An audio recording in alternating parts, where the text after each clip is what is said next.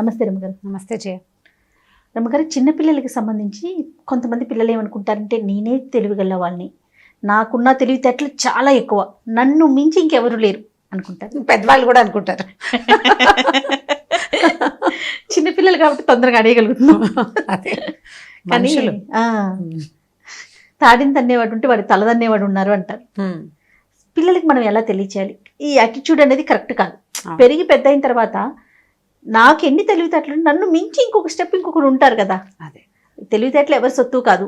అవును, కానీ పిల్లలకి చిన్నప్పటి నుంచే చెప్పాలి. ఇప్పుడు మీరు అన్నట్టు పెద్దవాళ్ళకు ఉండాలి యాటిట్యూడ్, అదే అది పిల్లలకి అలవడుతుంది. దీనికి సంబంధించి ఏదైనా కథ రూపంలో చెప్పండి రమ్మగారు.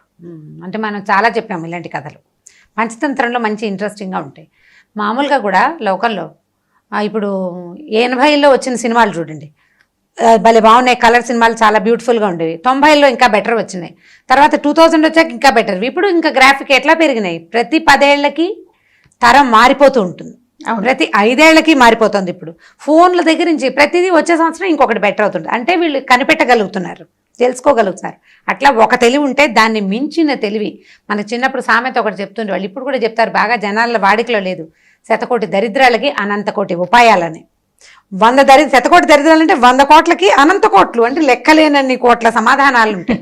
ఖచ్చితంగా ఉపాయం ఉంటుంది. ఎలాంటి జిడ్డు ప్రశ్న, ఎలాంటి గడ్డు ప్రశ్న అయినా జిడ్డు ప్రశ్న అయినా దానికి ఖచ్చితమైన సమాధానం ఖచ్చితంగా ఉంటుంది, ఉండాల్సిందే. లేకపోతే కుదరదు అనమాట. ప్రపంచమే అట్లా ఉంటుంది. అయితే మన పంచతంత్ర కథల్లో ఒక మంచి కథ చెప్పాను. ఒక ఊళ్ళోనట ఇంద్రపాలితుడు, ధనగుప్తుడు అని 2 స్నేహితులు ఉన్నారు. అయితే ఈ ఇంద్రపాలితుడు వాళ్ళ నాన్న చాలా పెద్ద వ్యాపారం, ధనగుప్తుడు కూడా వ్యాపారం బాగుండేది. 2 వ్యాపారాలు చేసుకునేవాళ్ళు. ఇతను ఏంటంటే వీళ్ళ నాన్న బాగా మంచి వ్యాపారం చేస్తే ఇతను సరదాలకి ఇంద్రపాలితుడు అక్కడ ఇక్కడ ఖర్చులు పెట్టేశాడు. ఎక్కడికైనా ఒక వస్తువు వేసుకెళ్ళి అప్పట్లో వ్యాపారాలు ఎలా ఉండేవి, ఊళ్ళో అమ్ముకోవడం, చిన్న కొట్లు పెట్టుకోవటం కాకుండా వ్యాపారము, డబ్బు సంపాదించే విధానం అంటే ఇక్కడి నుంచి బోల్డంత సరుకు ఏ దేశంలో దొరకదో ఆ దేశానికి పట్టుకెళ్తాం. మన ఊళ్ళో సుగంధ ద్రవ్యాలు ఉన్నాయనుకో, ఈ ద్రవ్యాలు దొరకని లంకల వైపుకు తీసుకెళ్లేవాళ్ళు. ఈ వస్తువు అంతా అక్కడ అమ్మేసి అక్కడి నుంచి మన దగ్గర దొరకని ఒక వస్తువుని మళ్ళీ వేసుకొచ్చేవాళ్ళు. ఇక్కడ ఒక 4 నెలలో 6 నెలలో ఇక్కడ ఇవన్నీ అమ్ముకునేవాళ్ళు. సంపాదించిన ఎక్స్ట్రా డబ్బుని దాచిపెట్టుకుని మళ్ళీ కొంత అక్కడికి వలసిన సరుకులు, అక్కడ వాళ్ళకి ఏమేమి అవసరపడతాయి అనేది వాళ్ళకి తెలియని వస్తువుల్ని పరిచయం చేసేవాళ్ళు. అప్పట్లో వ్యాపార విధానం పాత రోజుల్లో ఇలాగే ఉండేది. ఇప్పుడు కూడా మనం ఎక్స్పోర్ట్ ఇంపోర్ట్ అని చేస్తున్నాం. ఇప్పుడు అన్ని దేశాల్లో దాదాపుగా అన్నీ దొరికిపోతూనే ఉన్నాయి. అప్పట్లో అలా ఉండేది కాదు. అంటే ఇంత తెలివి లేదు కదా. అయితే ఈ ఇంద్రపాలితుడు ఇట్లా పట్టుకెళ్ళి వెనక్కి తెచ్చే క్రమంలో చాలా నష్టపోయాడట. నష్టపోతే ఏమైంది, చివరికి ఇల్లు వాకిలి కూడా కోల్పోయాడు. కొంచెం జూదమాడి కాస్త ఫ్రెండ్స్ తోటి విలాసార్థం ఖర్చు పెట్టి ఇల్లు వాకిలి అన్నీ పోయినాయి. వాళ్ళది యాక్చువల్గా వ్యాపారం ఇనుప వ్యాపారం, ఇనుము వ్యాపారం అనమాట. అయితే అతను ఏం చేశాడంటే ఇదంతా విసుగుపుట్టిపోయింది అతనికి.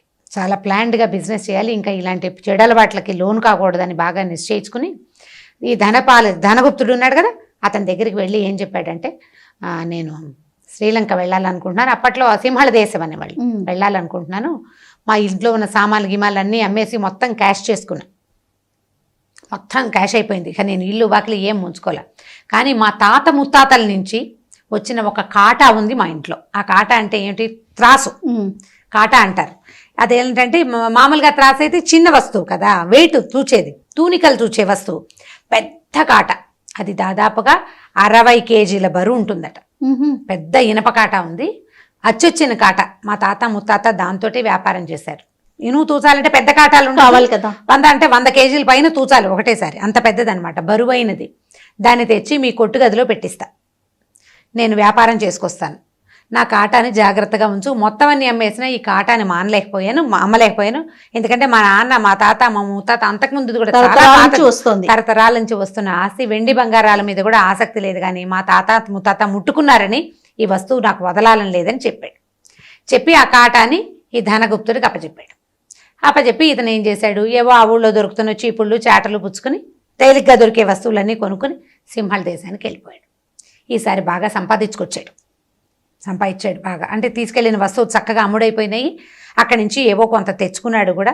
కొంత ఇక్కడ అప్పులు తీర్చడానికి కొంత డబ్బట్టి పెట్టుకుని వెనక్కి వచ్చాడు. వచ్చిన తర్వాత మళ్ళీ ఇల్లు వాకిలి ఏర్పరచుకున్నాడు. మళ్ళీ వచ్చాక ఉండాలి కదా. వెంటనే ఊళ్ళోకి రాగానే ఓ చిన్న బెదయి లేదో అద్దెకి తీసుకున్నాడు. ఈ తెచ్చిన సామాన్లు కొట్టుగదులు అన్నీ చక్కగా సర్దించుకున్నాడు. అన్నీ ఏర్పాటయ్యి కాస్త 4 రోజులు సెటిల్ అయ్యాక రాగానే వెళ్ళాల. సెటిల్ అయ్యాక దానగుప్తుడి దగ్గరికి వెళ్ళాడు.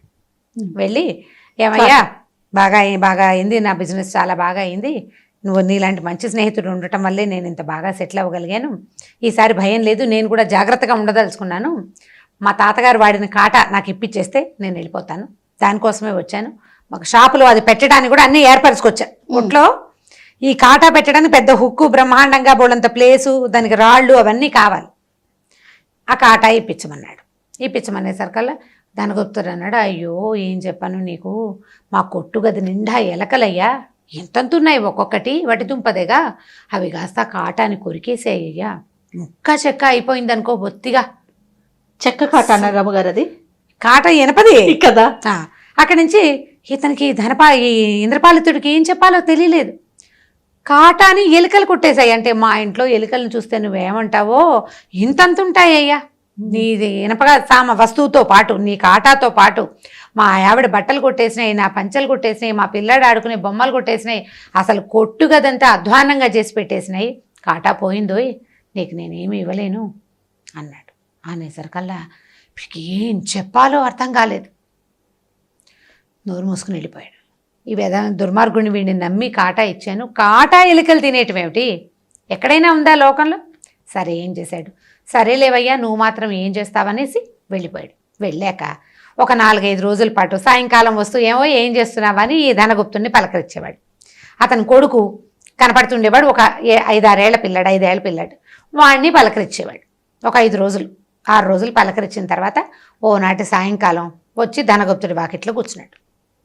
కబుర్లు చెప్పుకున్నారు. ఇంట్లో నుంచి ఏదో తినడానికి పదార్థం వచ్చింది, ఆ చేరు కాస్త మామూలుగా ఫ్రెండ్స్ వస్తే కాఫీలు టీలు మనం ఇస్తాం కదా, అప్పట్లో బెల్లమో ఏదో ఇచ్చేవాళ్ళు. ఇచ్చేసరికి ఆ పిల్లాడిని దగ్గర కూర్చోబెట్టుకున్నాడు. 5 ఏళ్ల పిల్లాడు అంటే అంత ఉంటాడు కదా, ఒళ్ళో కూర్చోబెట్టుకున్నాడు. ఇద్దరు కాసేపు ఆ మాట ఈ మాట మాట్లాడుకున్నాక మామిడి పండల్లే ఉన్నావోయ్ అని పిల్లవాడి బుగ్గలు చిదిమేసరికల్లా వాడు నాన్న మామిడి పండు కావాలన్నాడు. అనేసరికి ఇతను అన్నాడు ఇంద్రపాలితుడు, మామిడి పళ్ళకేమిట్రా, మామయ్య లేడు, నాన్నని ఎందుకు అడుగుతావు, నేను ఇప్పిస్తాలే మామిడి పళ్ళని. అక్కడ ఉన్న బెల్లం ముక్కలు నోట్లో వేసుకుని ఈ పిల్లాడిని చంకనేసుకుని మామిడి పళ్ళు ఇప్పిస్తా అని చెప్పి బజార్ వెళ్ళి మామిడి పళ్ళు కొనుక్కుని వాడే కొనుక్కుంటాడు. వాడిని ఎందుకు అని అన్నాడు. కానీ తండ్రి సరదా పడుతున్నాడు కదా, పిల్లాడు సరదా పడుతున్నాడు, మావయ్య సరదా పడుతున్నాడు, ఏముంది పక్కిళ్ళు పడితే మనం అంకులు అంటాలో అలా సింపుల్గా మావయ్య అనేసారు. చంకనేసుకున్నాడు, వెళ్ళాడు. వెళ్ళిన తర్వాత ఇక చీకటి పడింది, పిల్లాడు రాలా, ఇంద్రపాలితుడు రాలా. ఈ ధనగుప్తుడు ఇదేమిటి చీకటి పడింది ఇంకా రాలేదని పిల్లాడిని తీసుకురాలేదని అతని కోసం రోడ్డు మీదకి బయలుదేరాడు. చీకటి పడిపోయింది, పిల్లాడు అన్నం తినేవాడు. 5 ఏళ్ల పిల్లాడు అంటే 7-8 అయ్యేసరికి అన్నం పెట్టద్దు, కనపడలేదు. ఇంకా ముందుకెళ్ళేసరికల్లా ఈ ఇంద్రపాలితుడు ఒక్కడే నడిచొస్తుంటే పిల్లాడేడో ఎవరికైనా ఇచ్చి పంపించామంటే ఎవరికి ఇచ్చి పంపిస్తానయ్యా, భలే ఊరు, ఈ దిక్కుమాలిన ఊరు, గండపేరుండ పక్షి వచ్చి ఎత్తుకుపోయిందో నీ పిల్లాడిని, గద్ద ఇంతుంది, గండపేరుండ వల్లే ఉంది, ఎత్తుకుపోయింది పిల్లాడిని అన్నట్టు. ఒరిని పిల్లాడిని ఎత్తుకుపోవటం ఏమిట్రా గద్ద అంటే, నేను చెప్తున్నా కదా చంకలో ఉన్నాడు, మామిడి పళ్ళు కొన్నాము, ఇదిగో మామిడి పళ్ళు, సంచి బుట్ట నా చేతిలోనే ఉంది, ఎడం చేతిలో ఉన్న చంకలో ఉన్న పిల్లాడిని గద్ద వచ్చి ఎగరేసిపోయింది, గండపేరుండ జాతికి చెందింది అయి ఉంటుంది, పిల్లాడిని ఎగరేసిపోయింది అనేసరికల్లా అవురవురా నా పిల్లాడిని ఏం చేసావో చెప్పు, ఏం చేసావో, నా పిల్లాడిని ఎవరికైనా అమ్మేసావా అని ఏడవటం మొదలుపెట్టాడు. చుట్టుపక్కల జనం అంతా చేరారు. న్యాయాధికారి దగ్గర పదండి అని తీసుకుపోయారు. తీసుకెళ్లేసరికల్లా న్యాయాధికారి అడిగాడు, ఏమిటి నువ్వు చెప్పే మాటకు అర్థం ఉందా, ఎక్కడైనా ఉందా, గండపేరుండాలి ఎక్కడన్నా, ఈ కాలంలో నువ్వు పేరు వచ్చి కాబట్టి చెప్పావు, ఈ కాలంలో గండపేరుండాలి ఎక్కడ ఉంటాయి, గండపేరుండాలి ఎప్పుడో పాతకాలం, ఇప్పుడు లేవు, గద్దలు ఉంటాయి, గద్ద ఎట్లా ఎత్తుకుపోతుంది పిల్లాడిని, గద్ద ఎత్తుకుపోవటం ఏంటి, పిల్లాడిని ఎవరికో అమ్మేశావు, లేదా వాడిని నీతో ఉంచుకునే ఉద్దేశంలో ఎక్కడైనా దాచిపెట్టుంటావు, ఆ పిల్లాడిని దాచేసి ధనగుప్తుడి దగ్గర డబ్బులు కొట్టేయడానికి నువ్వు ఎత్తేసావు, నిజం చెప్పు అని న్యాయాధికారి చాలా గట్టిగా ప్రశ్నించాడు. అన్నాడు, కాదు ప్రభు, ఈ ఊరే అలాంటిది, బ్రహ్మాండమైన 60 కేజీల బరుండే, కేజీలు అనకూడదు మణుగులు అంటారట, 60 మణుగులుండే కాటాని ఎలుకలు తినేసాయి ప్రభు, ఈ ఊళ్ళో ఎలుకలు తినేసినాయి. పిల్లాడనగా ఎంత 5 కిలోల 5 ఏళ్ల పిల్లాడు ఎంత ఉంటాడు, మహా అయితే ఓ 22 కిలోలు ఉంటాడు, 23 అంతేనా, ఇంత పిల్లాడు ఎంత ఉంటాడు, వీడిని ఎందుకు ఎత్తుకుపోవు, ఇంత ఉండే ఎలుకలు 60 మణుగుల కాటాన్ని అమాంతం భుజించేసినాయి. దాంతోపాటు పాప నా స్నేహితుడు ధనగుప్తుడు వాడి బట్టలట, వాళ్ళ ఆవిడ బట్టలట, పిల్లవాడి బొమ్మలట అన్నింటినీ స్వాహా చేసిన ఎలుకలు, ఈ ఊళ్ళో అట్లాంటి విపరీతాలు ఉన్నాయి ప్రభు, మీరు తెలుసుకోవాలి అవి అని చెప్పాడు. చెప్పేసరికల్లా జనం అందరికీ అర్థమైంది ఏం జరుగుతోంది అని. న్యాయాధికారి అన్నాడు, ఇవి మరీ విడ్డూరంగా చెప్తావో నువ్వు. మిగిలిన వాళ్ళకి అర్థమైపోయింది, న్యాయాధికారికి ఇంకా వెలగలేదన్నమాట. భలే చెప్తావు. కాటాన్ని తినేటువంటి ఏమో ప్రభు, ధనగుప్తుడే చెప్పాడు, కనుక్కోండి కావాలంటే. 60 మణుగుల కాటాని ఊళ్ళో వాళ్ళందరూ చూస్తుండగా 4 మనుషులతో ఎత్తిచ్చి నేను ధనగుప్తుడి ఇంట్లో పెట్టించాను సింహళ దేశం వెళ్తూ. అవునా కాదా చెప్పమనండి అంటే ఇప్పుడు ఏం చేస్తాడు, ప్రజలంతా చూశారు కాటా మోసుకురావటం. పాపం వాళ్ళ తాతది, అందుకే వాడు అమ్మలేకపోయాడు. మొత్తం బంగారం కూడా అమ్ముకున్నాడు కానీ దీన్ని అమ్మలేకపోయాడని ఊరంతా చెప్పుకున్నారు. కాటా వెనక్కి వచ్చిందా? రాలా. కాటా రాలేదు. అతను ఏం చేశాడు, ఎలుకలు తినేసినాయని చెప్పాడు. 60 మణుగుల ఇనుము, కాటా అంటే ఇనప వస్తువు కదా, బోల్డ్ రేటు పలుకుతుంది. నా కాటా అమ్మేశాడో ఏం చేశాడో వీడికి తెలియదు కదా, అతన్ని కనుక్కుని చెప్పండి. ఎలుకలు తినవు అని అతను చెప్తే ఎత్తుకుపోవు గద్దలు అని చెప్తాను నేను. ఎలుకలు తిన్నది నిజమైతే గద్ద ఎత్తుకుపోయింది కూడా నిజమే ప్రభు. దాంతో న్యాయాధికారి వెంటనే ఆయనకి అప్పటికి వెలిగింది. ఈ ధనగుప్తుని కేకలేశాడు. స్నేహితులతో ఇట్లా చేస్తారా? వ్యాపారస్తుల్ని నమ్మకూడదనే మాట పుట్టిస్తావు నువ్వు. బిజినెస్సే, స్నేహం స్నేహమే. నువ్వు వ్యాపారం చేసేటప్పుడు మోసం చేయాలి. వ్యాపారంలో కొంత మోసం అవసరం ఉంటుంది. నువ్వు 10 రూపాయలకు తెస్తావు, దాన్ని 100 రూపాయలు చెప్తావు, 80 రూపాయలకు అమ్ముతావు, నీ లాభం చూసుకున్నావు, కొంత మట్టుకు బాగుంది. కానీ నువ్వు రూపాయి కూడా వాల్యూ చేయని వస్తువుని 100కి అమ్మకూడదు, అది తప్పు. న్యాయంగా చేయాలి. ఇప్పుడు వ్యాపారంలో నువ్వు ఏం మోసం చేస్తావు అనేది అది నీదే. కానీ స్నేహితుడిని మోసం చేయొచ్చా ఇట్లా? అతను నీ దగ్గర న్యాసంగా ఉంచిన వస్తువు, అంటే కొన్నాళ్ళు ఉంచమని ఇచ్చిన వస్తువుని దాన్ని కూడా నువ్వు వ్యాపారంగా తీసుకోవటం చాలా తప్పని అతన్ని కేకలేశాడు. ఇది ఇతను ఏం చేశాడు, ఇంద్రపాలితుడు పిల్లాన్ని వాళ్ళ పనివాడి ఇంట్లో అట్టు పెట్టాడనమాట ఆడుకోవడానికి. వాడు అన్నం తినక నిద్రపోతున్నాడు. ఆ పనివాడి కబురు చేస్తే భుజాన్ని వేసుకుని 5 ఏళ్ల పిల్లాన్ని పట్టుకొచ్చి ఇచ్చాడనమాట. ఆ పిల్లాన్ని అప్పచెప్పి తన కాటా తను తీసుకున్నాడు. ఇప్పుడు ధనగుప్తుడు తెలివైనవాడు, తిరిగి సమాధానం చెప్పడానికి అవకాశం లేని రకపు మాట చెప్పాడు. అంతకంటే గొప్ప సమాధానం చెప్పాడు ఇంద్రపాలితుడు. ఒకళ్ళ నుంచి అంటే ఇప్పుడు మీరు అన్నదే, తాడిని తన్నేవాడు ఉంటే వాడి తలని తన్నేవాడు తప్పకుండా ఉంటాడు. అందుకని తెలివిగా ఉంటున్నాము అని అనుకోకుండా మనకంటే తెలివైన వాడు ఎవడో ఒకడు ఉంటాడు. మోసం చేయకూడదు. తెలివితేటలతో మోసం చేస్తే ఇంకొకడు వాడి తెలివితోటి మనని మోసం చేస్తాడు. కాబట్టి ఇలాంటి కథలు కనుక పిల్లలకి చెప్తే, మన దగ్గర ఇవి చాలా కథలు ఉంటాయి. ఇక్కడ మన పంచతంత్రంలో ఒక 15-20 కథలు కనీసం కనిపిస్తాయి. మనమే, నాకు గుర్తుంటే ఇది 4వ కథ. అవును, ఈ మోసాలు చేయడం మీద కథలు ఇది 4వ కథ. చూసి ఇలాంటివి చెప్తుంటే పిల్లలకి మోసం చేయకూడదు, స్నేహంలో మోసం చేయకూడదు. తర్వాత ఏమో ఫీజిబుల్ గా ఉండే మాట చెప్పాలి. మనం ఎవరైనా మోసం చేసినా ఖచ్చితంగా మనం కూడా దానికి దొరికే అవకాశం ఉంటుంది అనే విషయం అర్థమవుతూ ఉంటుంది. చాలా బాగుంది రమ్మగారు. పిల్లలకి మంచి నీతి కూడా ఈ కథ ద్వారా. ఇంకొక స్టోరీతో మళ్ళీ కలుద్దాం. తప్పకుండా చేయండి. ఈ వీడియో కనుక మీకు నచ్చినట్లయితే లైక్ చేయండి, షేర్ చేయండి. మరిన్ని వీడియోస్ కోసం మా ఛానల్ని సబ్స్క్రైబ్ చేసుకోండి.